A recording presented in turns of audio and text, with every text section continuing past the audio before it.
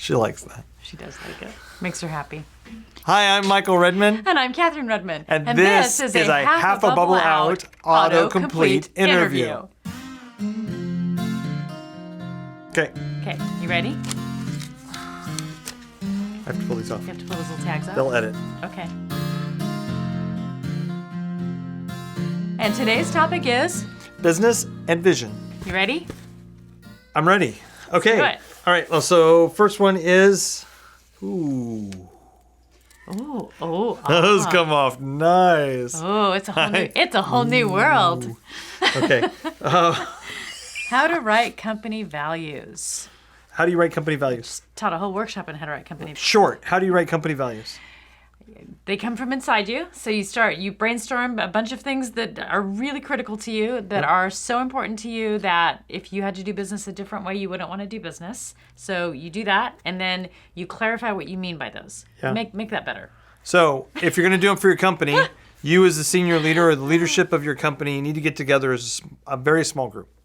I wouldn't open this up to everybody. And you just start going, okay, what's important to us? Not what is it we want the company to be important to the company that's not important. It has to come from inside It's first. got to be authentic, real.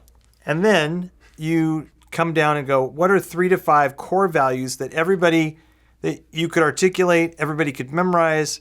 You put a sentence after them to articulate what you mean. Because if you say trust or quality or authenticity, it may be obvious to you, but it's not obvious to everyone else. And then when you have those, you allow them, you talk about them all the time. You hire, you train, and you fire to them.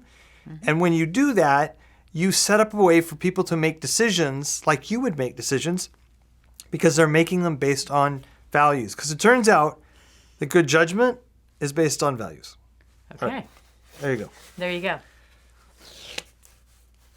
How to write a company bio. Oh, it depends on if it's going to be a commercial, like a marketing piece, or if it's going to be for a public speaking piece. Or if it's like on your website, is it an About Us bio? We have bios on our website about all this, and it kind of describes who we are, and it has a bit of what our skills are, and a bit of what our responsibilities are, and a bit of fun facts in the midst of it. Yes, And that's for each individual in our company. Yes. So the company bio. A company bio is, I would do the same thing. I would take that template and go, if you're going to do a full bio, I would do, who do you serve, how do you help them, and what makes you qualified to help them? Well, and if you can add in that order, not the other. If you can add some emotion to that, as like, why is it that you care about actually helping them? What got you started helping them? Also very helpful. Yeah. Some of your genesis. That's always good. And then makes a great introduction, and you can articulate that to people.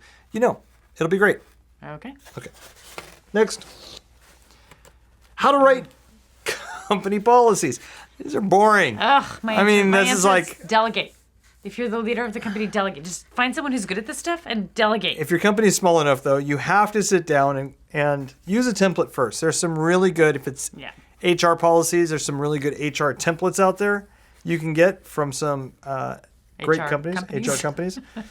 You can Google those. But then if you are in business and you have employees, have a lawyer. You need a lawyer.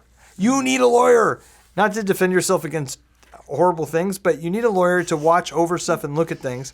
And a good HR lawyer is going to be expensive per hour. But once you do that, you won't ever have to spend it again. If you have any problems and anybody says what you did was wrong or illegal, you have a lawyer that will defend you also. So that's really smart. Too many employers, they're cheap and they won't do it. Do it. It's worth every dime. Believe me. You need policies.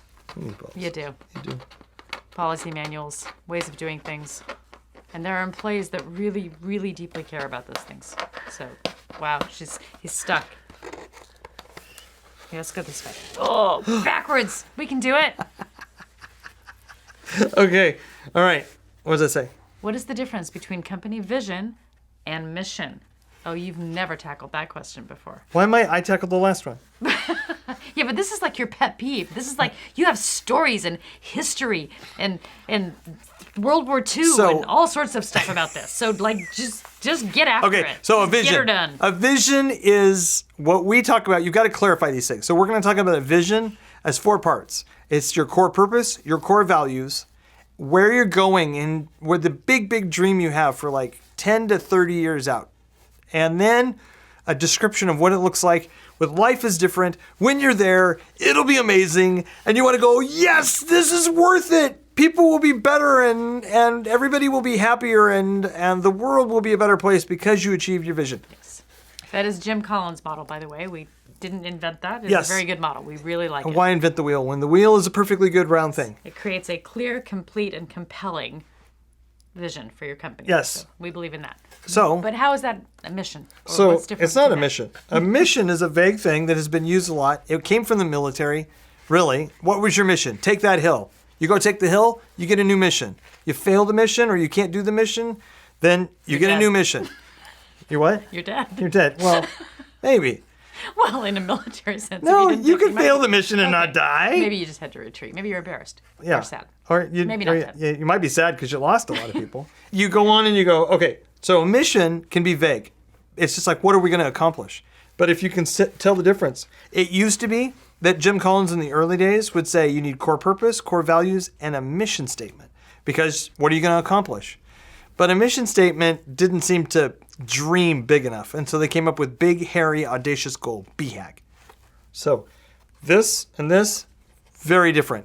Not everybody believes their mission. And people try and put all kinds of weird stuff in a mission that doesn't belong there. Or nobody can decide on it. So go for a vision. Vision's powerful.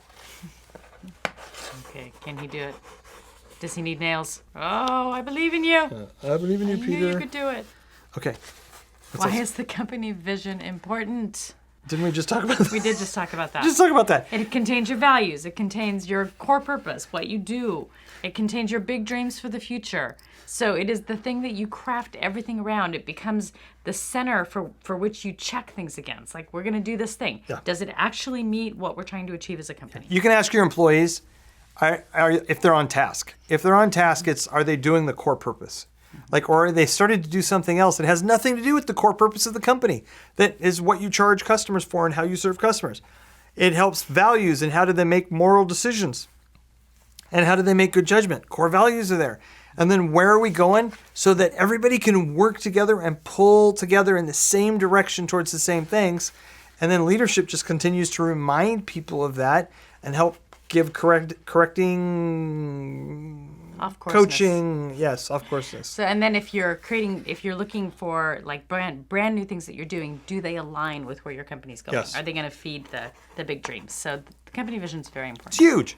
Very big. Have it. Bottom line, Yep. before we leave that, all the statistics basically say that a clear, complete, and compelling vision with all four parts does up to 12 times better than anybody else in the stock market. The business who has one. The business who has a vision Not does the better vision. than the ones who don't in the average company that just has a mission statement or something like that. That's what great companies have. So why is it important? Bottom line, if you're greedy, it makes you 12 times more money. Okay? Ugh. How does company vision align with your goals? I feel like we're pre-reading. Yes. So there's goals that you have out there. And ideally, when you set a goal, then it actually aligns with your vision. Okay, so vision. The big way you're going to run the company and where you're going in the next I'm 10 so brilliant. to 30 years. I'm so articulate. Your strategy is now to 1 to 3 years out at the max. And you want to plan every quarter. And every quarter you should have 3 or 4 big goals, main goals that you're going to accomplish so you can stay on track. And all those are adding up. The goals of every quarter add up to where you want to be in a year. And where you want to be in a year or 2 or 3 adds up. But it's all pointing and leading towards where your BHAG is in your vision. So vision, goals. That's how it connects. That's how they align. That was way better than what I said. That's why they pay me the big bucks. Okay. I have the big office. I'm better looking. I still have the big office. Whatever. Okay. Okay, I gotta read this. What is the Walt Disney Company vision statement? Oh. Well, the main one is to make people happy using wholesome entertainment. Through wholesome entertainment. Yeah. Why do we know that? Because He lives and breathes. Well, we live and breathe. we love Disney. live And I study the Disney Company. One of the reasons you should study the Disney Company is because there is, as far as I can tell, no other company in the last 100 years that's had so much written about it, its founder, and how it does what it does. And very few companies even case have a museum. It's a phenomenal case study. And you can learn the good things, the bad things, the mistakes, the problems they had, and some of the places where it was amazing they even made it to where they were. But it wasn't all magical, as it turns out. But it was pretty impressive that they made it there and survived. And so there you go. It's quite a testimony. To make people happy. And it was quite a testimony to two brothers being committed to each other and working through their differences. Yeah. Done.